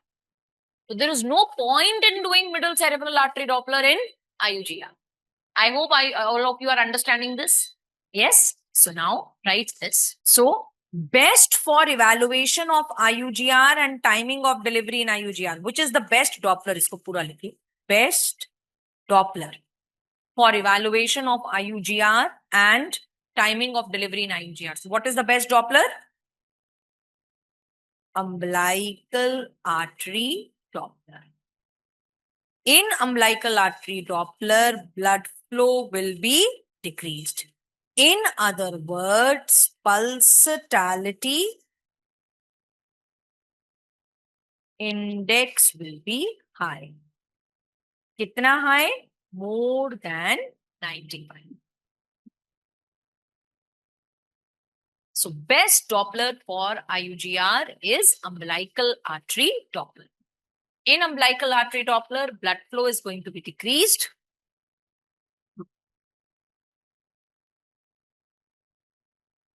Similarly, if they ask you best Doppler for prognosis in PIH, again it is umbilical artery Doppler. Best Doppler for prognosis in PIH, umbilical artery Doppler. यहाँ लिखें, यहाँ पे दिए. So Doppler for diagnosis of IUGR, for prognosis of IUGR, for time of delivery in IUGR, for uteroplacental insufficiency,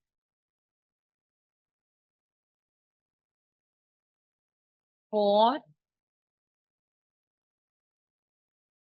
prognosis in PIH. इन सब का answer क्या होगा? Umbilical artery Doppler. अब Doppler for predicting that a pregnant female will have PIH. क्या कोई ऐसा doctor होता है जो आपको प्रिडिक्ट कर दे कि जो ये प्रेग्नेंट फीमेल है इसको इस प्रेगनेंसी में PIH होगा? ऐसा डॉपलर होता है. And what is that Doppler? uterine artery.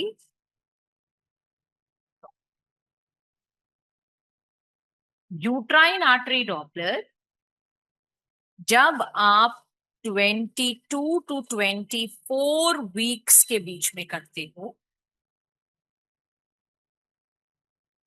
तो ये आपको बता देता है कि सूनर और लेटर आपकी पेशेंट को PIH.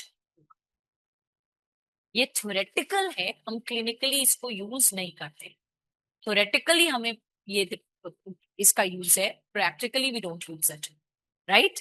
देन कौन सा ऐसा डॉपलर होता है which helps to detect fetal anemia? Fetus में अनीमिया है, ऐसा कौन सा डॉपलर हमें बताता है? Middle cerebral artery Doppler. Middle cerebral artery Doppler.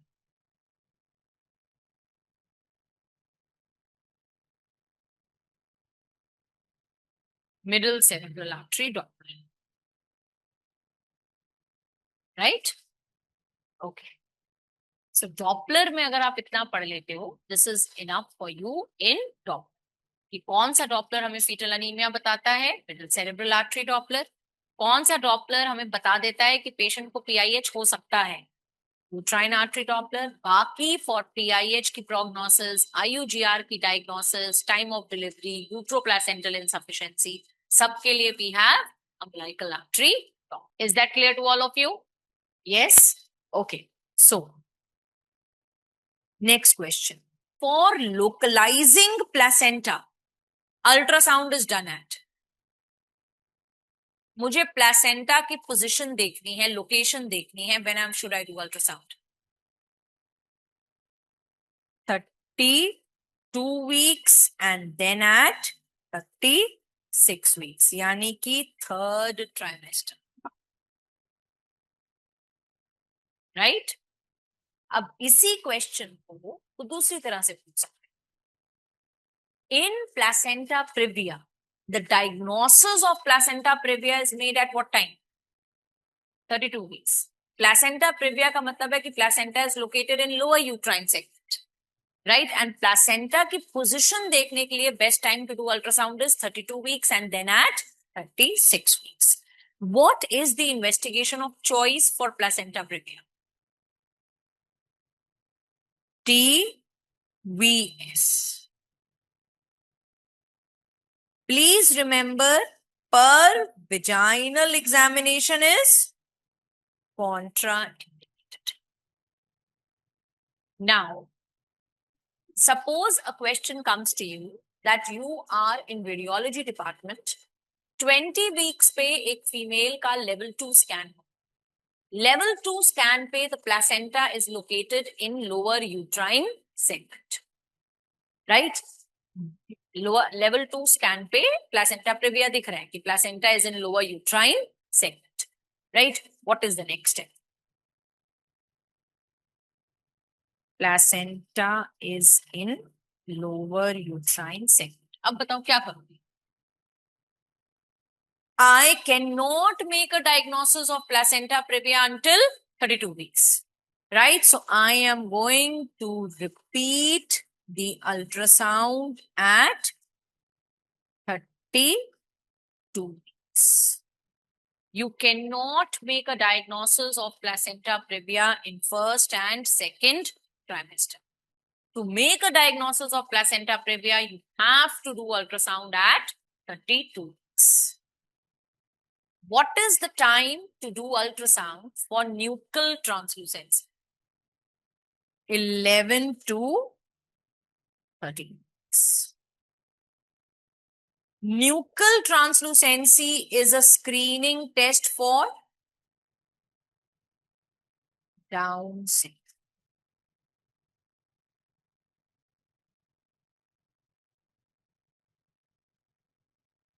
Now, nuchal translucency पे, ultrasound में nuchal translucency is more than equal to 3 millimeters. What is the next step? ये तो स्क्रीनिंग टेस्ट है ना बेटा, this is a screening test. You can not say कि Down syndrome है. Your next step is karyotype,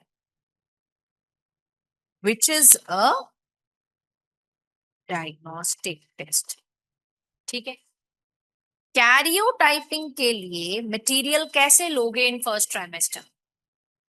bye chorionic villi sampling. You will do chorionic villi sampling. तो या तो आपके ऑप्शंस में कैरियोटाइपिंग लिखा होगा या लिखा होगा कोरियोनिक विलाई सैंपलिंग. जो भी लिखा होगा we will mark that as the answer.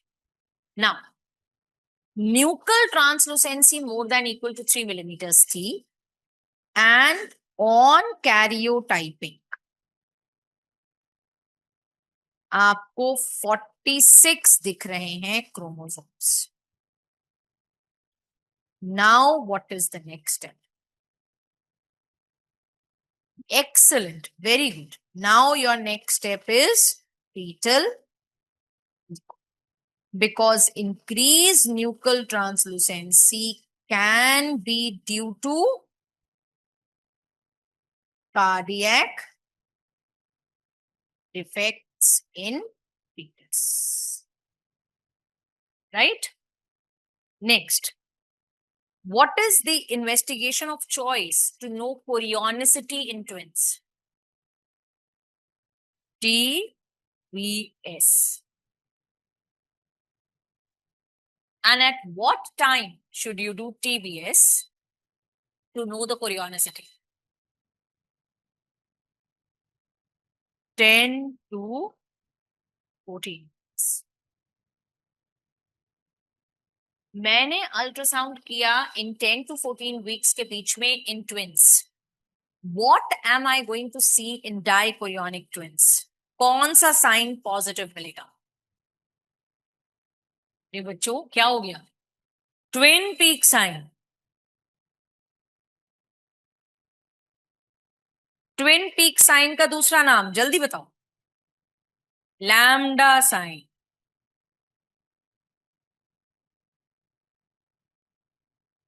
Monochorionic twins में कौन सा साइन पॉजिटिव मिलता है? T sign.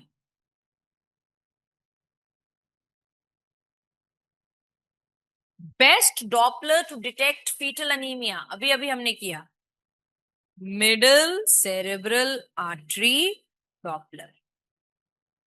Best Doppler to predict that the patient can have PIG नहीं PIH. Autocorrecting, right? Best Doppler to to predict that the patient can have PIH in pregnancy. Uterine artery Doppler.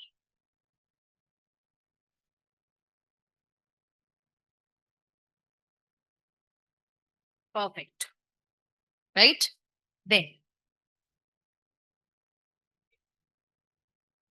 Now,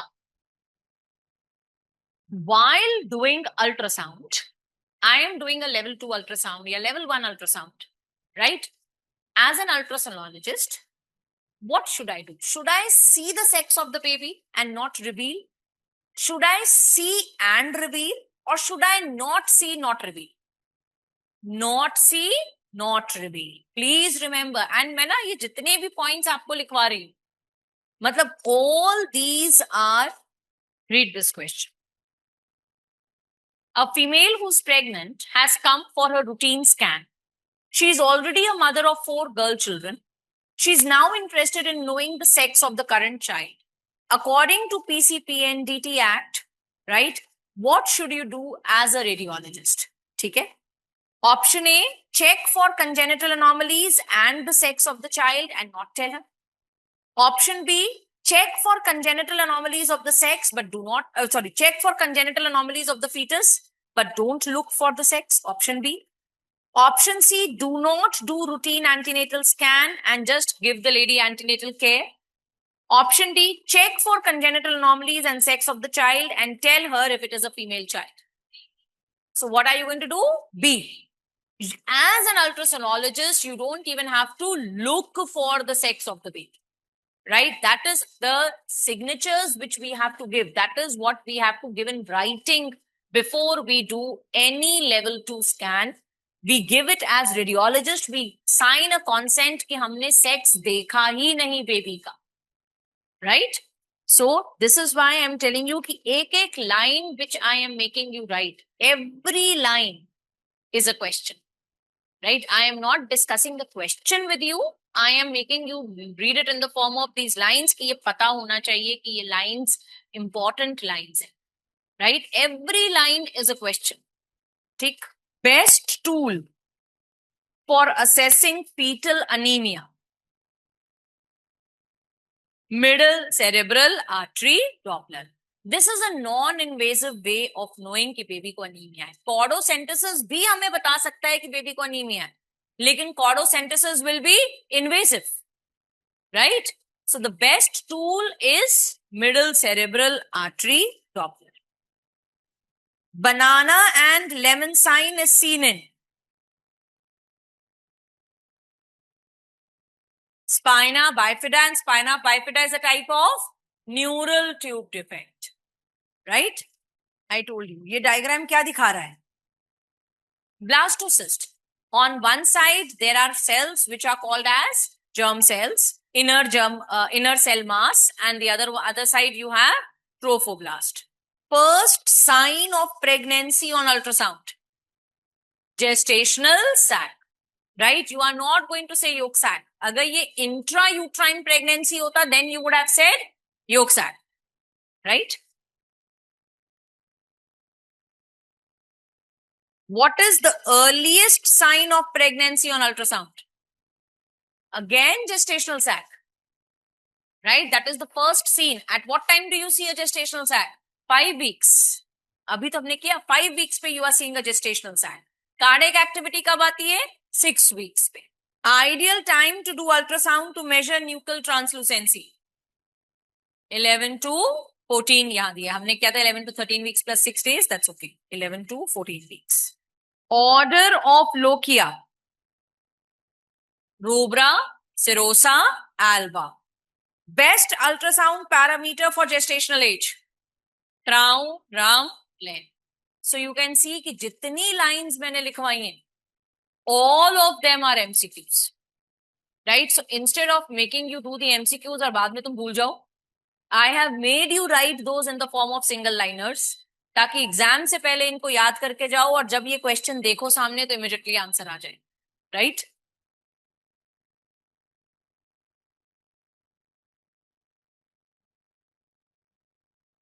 Absolute contraindication for breastfeeding, galactosemia, right? Hormone responsible for pain during breastfeeding, oxytocin. Now, so while doing ultrasound, doctor should see the sex and not reveal, or doctor should not see the sex? Doctor should not see the sex and not reveal. तो ना तो उसको देखना है and ना ही उसको reveal करना, right? He does not have to see and he does not have to reveal. ये कौन से एक्ट के अंदर आता है?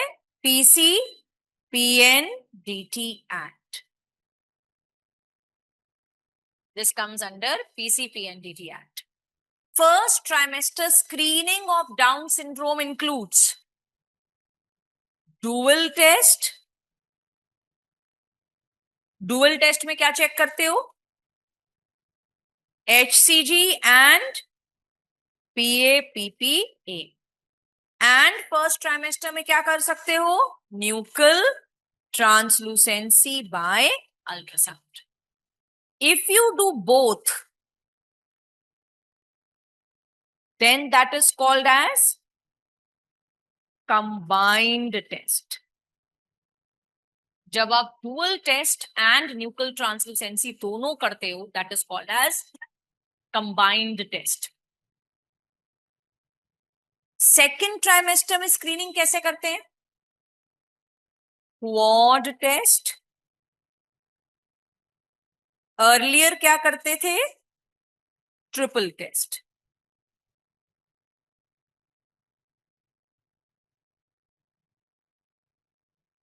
Quad test में what are you going to check for? Alpha fetoprotein, HCG, unconjugated E3, that is estriol, and inhibin. कौन सा inhibin? A की B? A. A for aneuploidy, A for A. तो हम aneuploidy screening में inhibin A को check करते हैं. Please remember, all biochemical markers are decreased except high. High कौन सा मिलेगा? HCG. And increased inhibin. तो दो को छोड़ के बाकी सारे decreased मिलते हैं. So in Down syndrome screening, alpha fetoprotein is decreased, HCG is high, E3 is decreased, inhibin is increased. अगर केवल ये तीन कर रहे हो, 1, 2 and 3, that was called as triple test.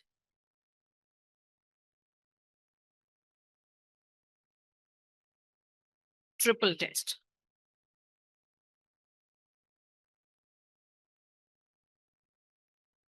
Then screening अगर positive I, what is the next step? Karyotyping.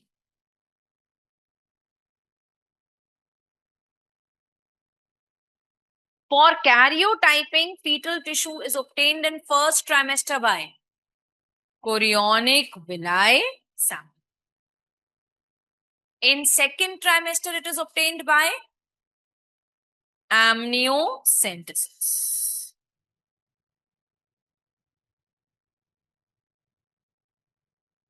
Let's talk a little bit about chorionic villi sampling. Chorionic villi sampling में sample क्या होता है? What is the sample? Chorionic villi, common sense, and villi किससे बनते हैं? Trophoblast. So यहाँ पे sample क्या होता है? Trophoblast. ब्लास्ट। एमनियोसेंटेसिस में सैंपल क्या होता है? इट इज एमनियोसाइट्स या fibroblast.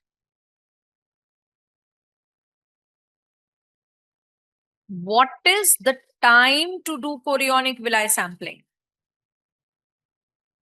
10 to 13 weeks. Amniocentesis 15 to 20. But if they ask you what is the best time, chorionic villi ka 11 to 13 weeks and amniocentesis ka 16 to 18 weeks. Chorionic villi sampling should never be done at less than 9 weeks. Why? It leads to oromandibular defects.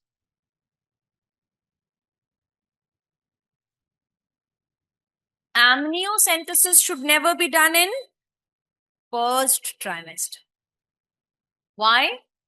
Because it leads to abortions. Out of chorionic villi sampling and amniocentesis, which is a safer procedure? Amniocentesis is safe.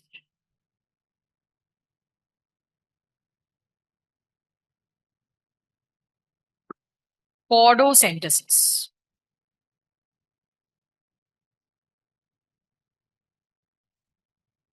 Podocentesis. Podocentesis में you are taking out blood from artery की vein, umbilical. It can be done any time after 18. It is not used for. किस लिए नहीं use करते? Karyotyping के लिए नहीं use करते। क्यों?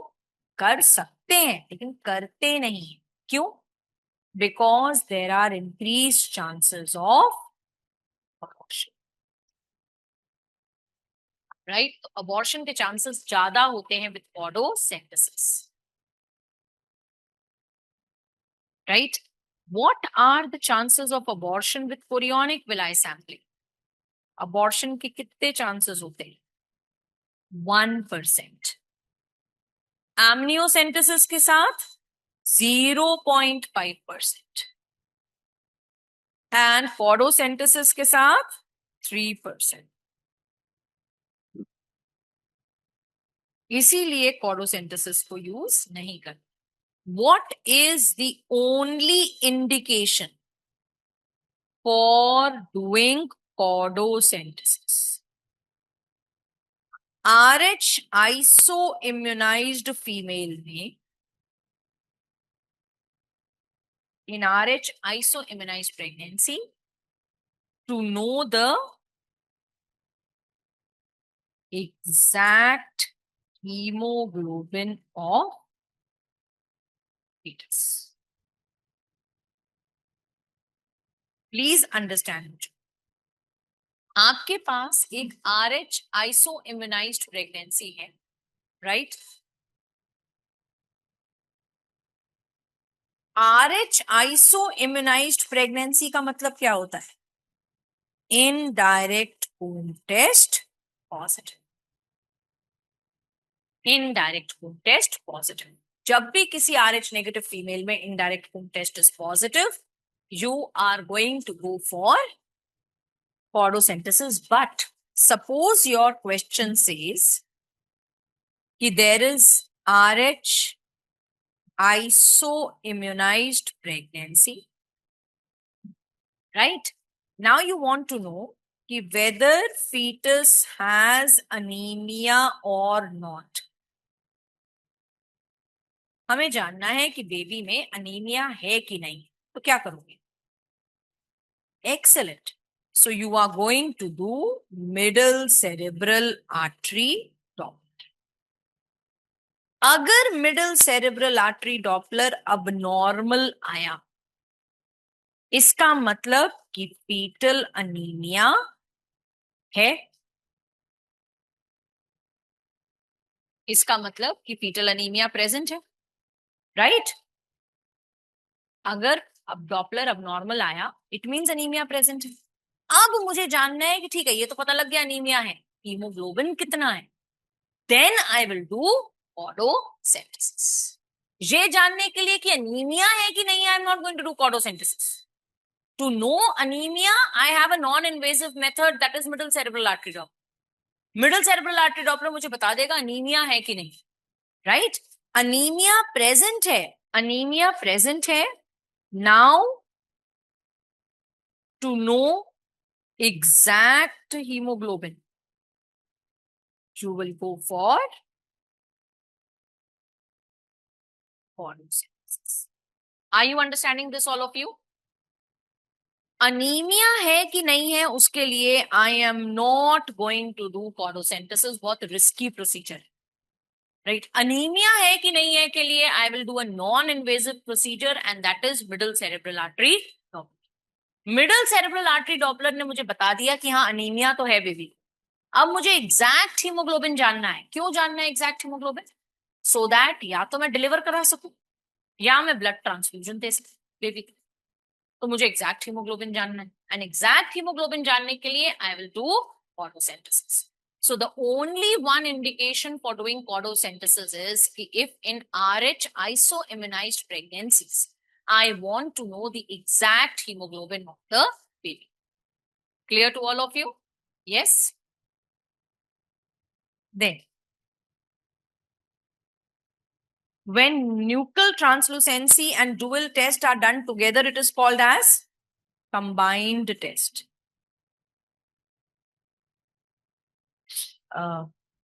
या तो पंखा चलाओ या एसी चलाओ, कुछ तो चलाओ प्लीज। पंखा। When first and second trimester screening is done together, first and second trimester screening is done together, it is called as integrated screening.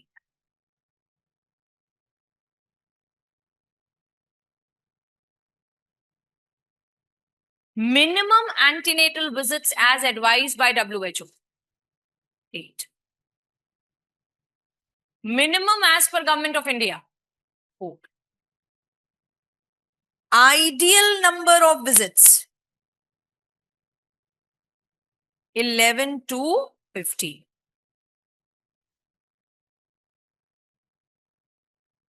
Up till 28 weeks kitni? 1 visit every 4 weeks.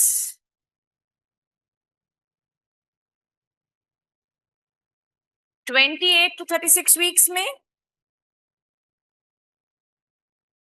1 visit every 2 weeks.